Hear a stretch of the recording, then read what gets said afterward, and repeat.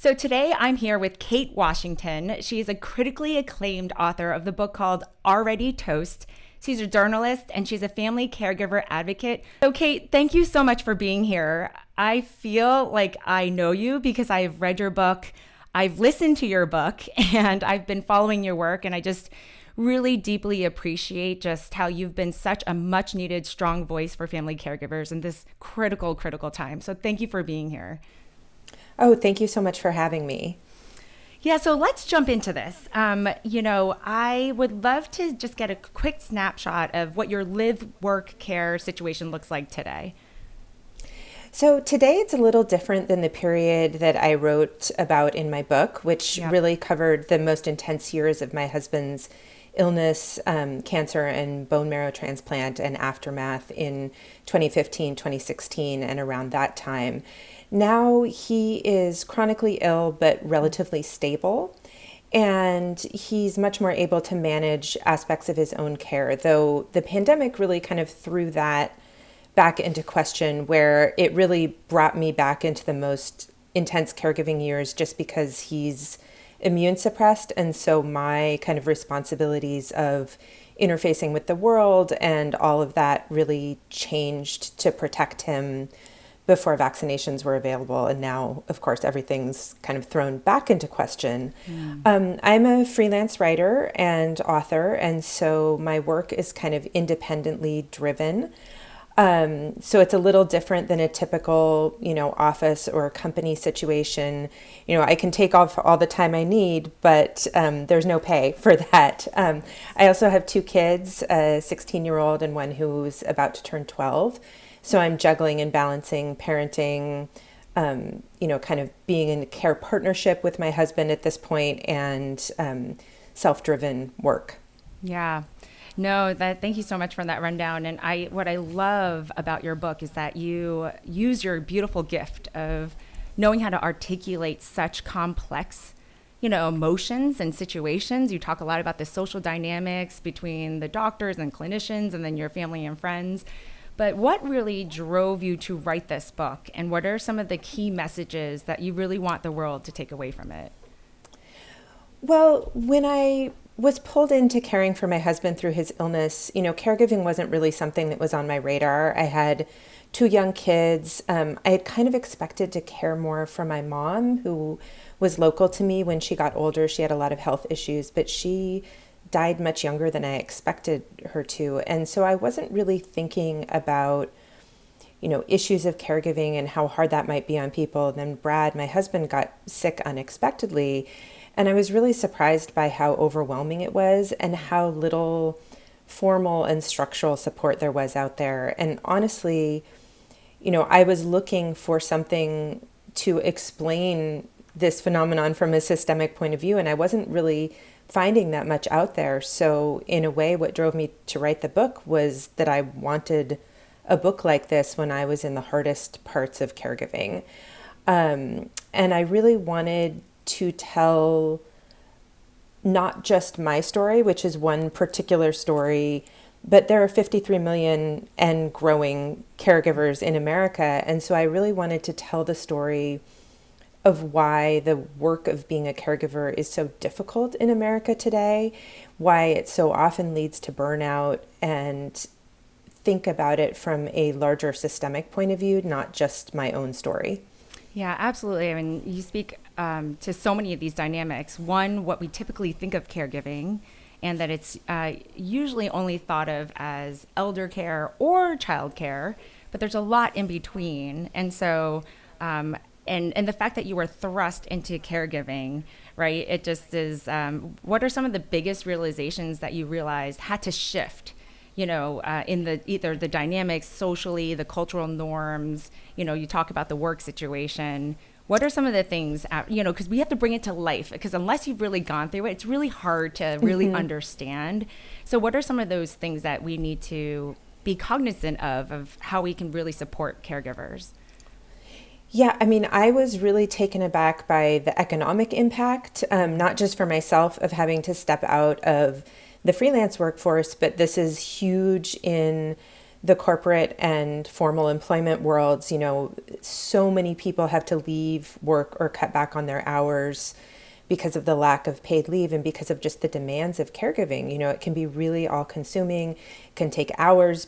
There's not just the hands-on work of caregiving, which is really challenging, but also all of the allied parts, life maintenance, bureaucracy, dealing with paperwork, all of the parts of financial and bureaucratic caregiving that I think a lot of people don't really think about until you're in it. And if you're, caring for a parent, caring for a spouse, and they're not able to handle all of that life business, your, responsibilities grow in kind. And then one of the big surprises for me, and something that has grown hugely over recent decades, is the degree to which caregiving has become really hands-on and highly medicalized. So family members are being tasked with ever more complicated medical procedures in home care, things like wound care, IV care. I was administering IV medications,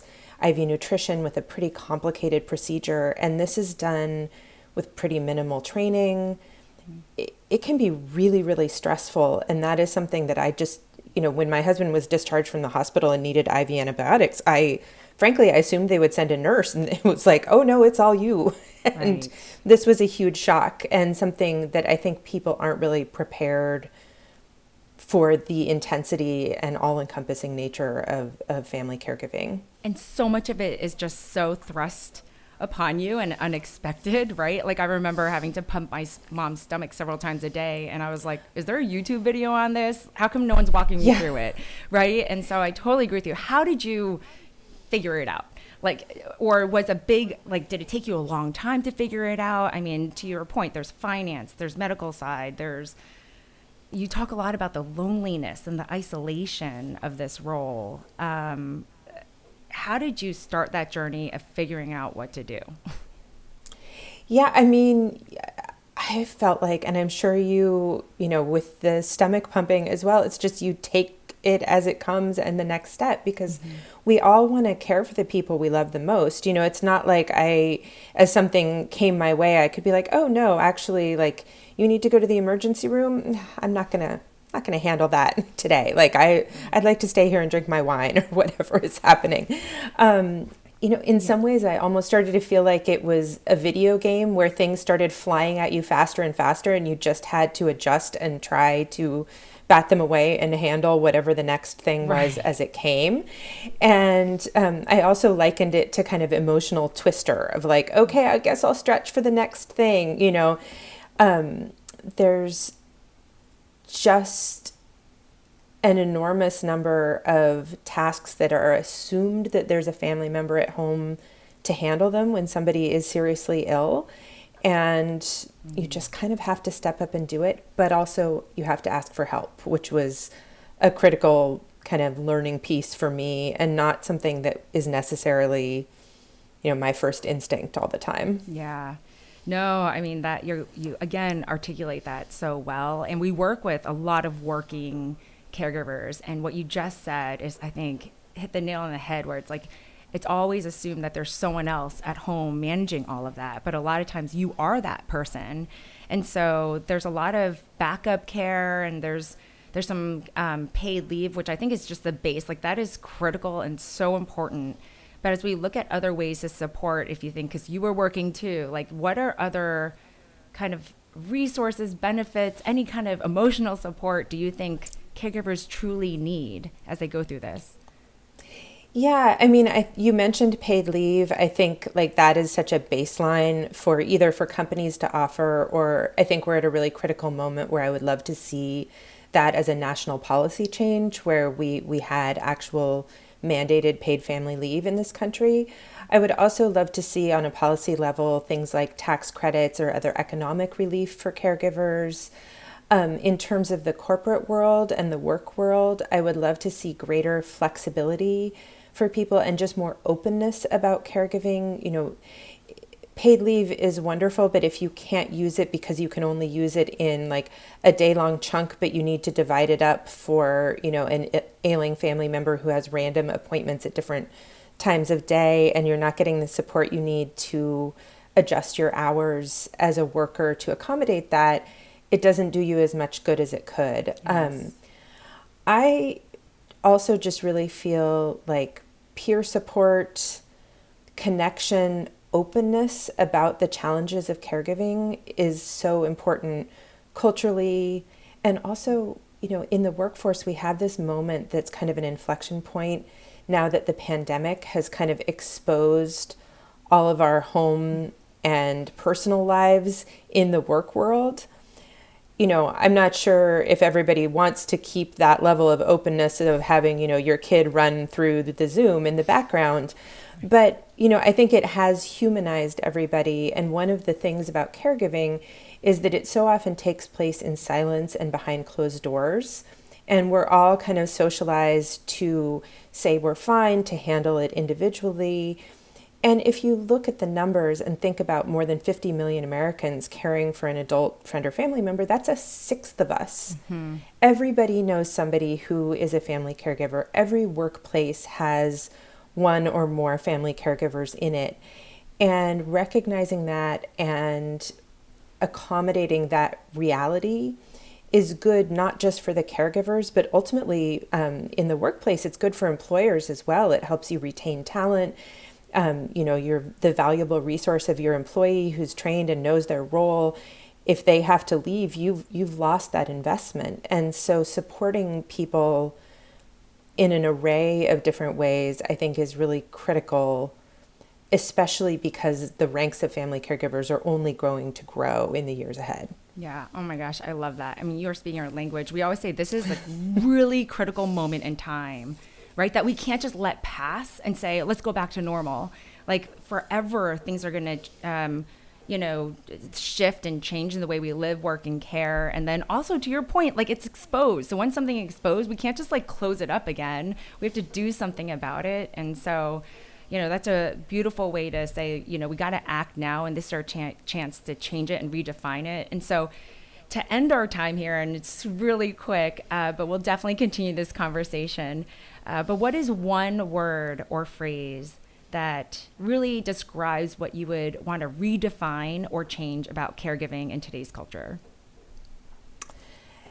This might sound a little abstract, but the one word that I would want to apply to caregiving and have people think about it from this point of view is systemic. Mm. I think we very often think of caregiving as an individual's problem, an individual's dilemma to solve.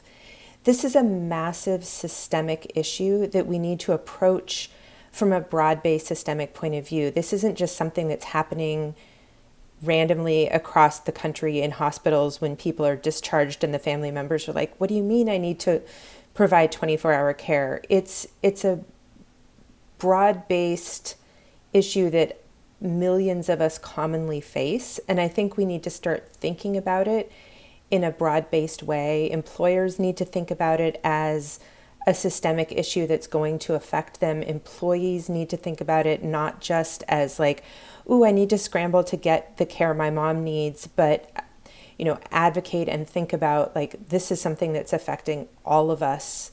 It's a cultural issue. It's a broad issue. It's not just, my own challenging issue. And that's really why I wrote my book. And what I wanted to say in my book was that lots and lots of siloed, burned out caregivers are struggling alone.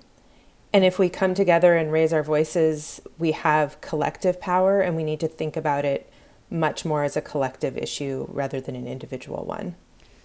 Okay, I am feeling that in my gut. That is literally the way that, my co-founder Steve and I started Ionicare, even in our choice of business model. Because it's oh, can't you just work with individual caregivers? I'm like, this is why this is not being solved. Caregiving is not a new thing, right? But we often see it as this is your problem to solve because it's happening hidden in your home. But caregivers are the invisible backbone of our entire society, healthcare system, the way our finances work, the way our families are built, and far too long have we said that this is an individual issue. And this is why I love your book. I love that you're advocating for it. We are going to do so much more together because this has to change. So I'm so grateful for your time. Thank you for what you do. Appreciate your voice. Keep going because we're all listening. Oh, thank you so much. And, thanks so much for asking these great questions. And I'm so happy we could connect and talk about this issue. Yes. Thanks, Kate.